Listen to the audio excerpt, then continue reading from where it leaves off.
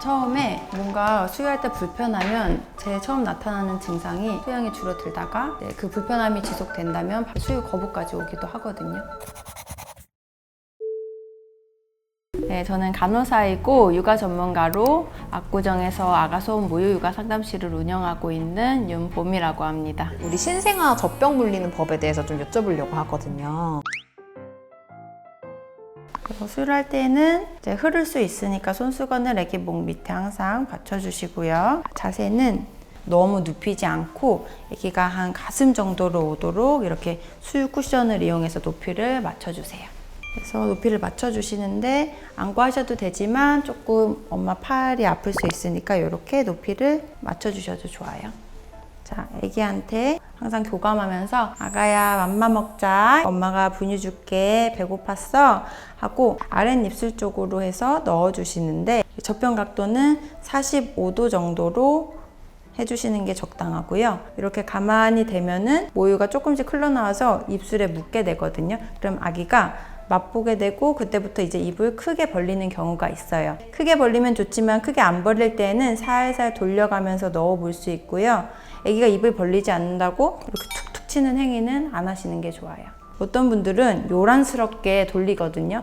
이건 입 툭툭 치는 거나 이거나 똑같아요. 아기가 기분 나쁘고 싫어해요. 분유 먹을 때 확인해야 되는 거는 아기가 빨고 삼키고 숨쉬고가 제대로 되는지 리듬감 있게 잘 먹고 있는지를 확인해 주셔야 되고 입 옆으로 분유가 새어나오지는 않는지 혹은 잘 먹다가 혀 차는 소리가 들리지는 않는지 혀 차는 소리가 들리는 거는 아기가 얕게 빨고 있을 수 있어요. 그럴 때는 빼서 다시 물려주시는 게 좋아요.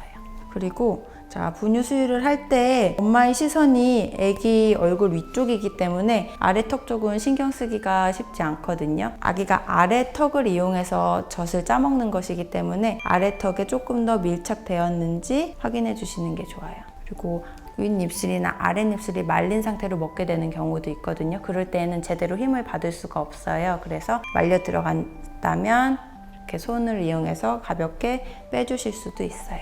그리고 잠결에 수유를 한다거나 아기가 입을 크게 벌리지 않았을 때 젖병을 넣게 되면은 이 젖꼭지가 아기 혀 위에 안착되지 않고 혀 아래로 들어가는 경우도 있거든요. 그런 걸 조금 주의해서 넣어주세요.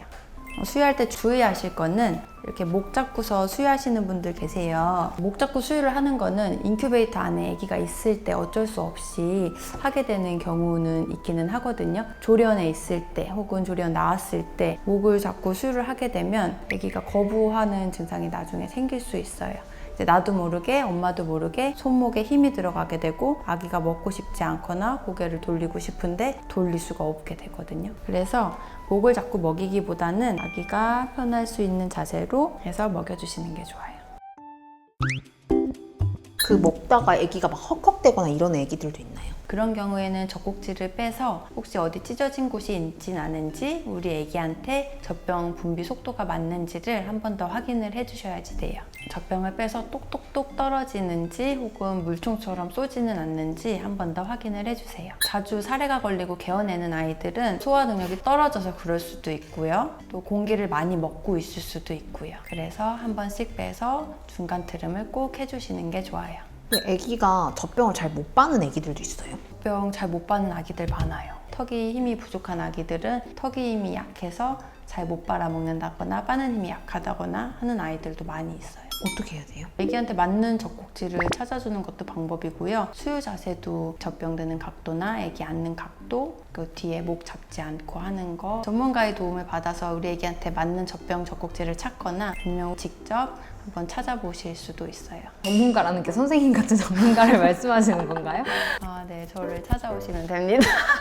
근데 그게 확실히 엄마들이 찾기에는 뭔가 좀 어려움이 있나요? 뭐 아래턱이 들어갔다거나 뭐 혀가 두껍고 짧다거나 하는 거는 엄마들이 보고 판단이 가능하지만 뭐 경구개가 많이 높다거나 비강이 좁다거나 하는 거는 엄마들 판단으로는 쉽진 않을 수는 있어요. 또 아기들은 대부분 한 가지 문제가 있는 게 아니고 복합적으로 있는 경우도 많거든요. 그래서 그런 경우에는 도움을 받으실 수 있죠. 돈 못 받았을 때 어떤 문제점이 생길 수 있는 거예요?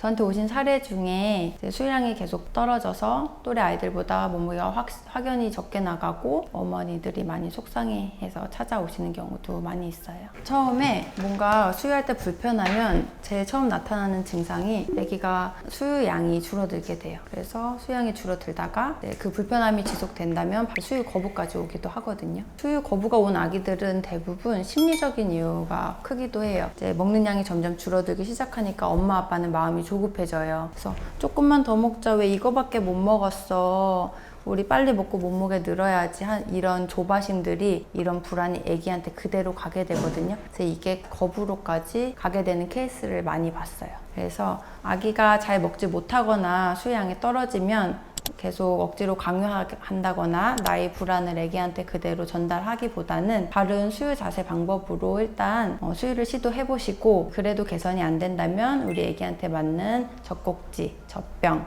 분유 이런 것들을 바꿔보실 수 있습니다. 젖병 수유도 바른 자세가 있다는 것을 몰랐던 분들도 아마 많으실 거예요. 알려드린 내용들 해보시고 어려움이 있으시면 댓글로 남겨주세요.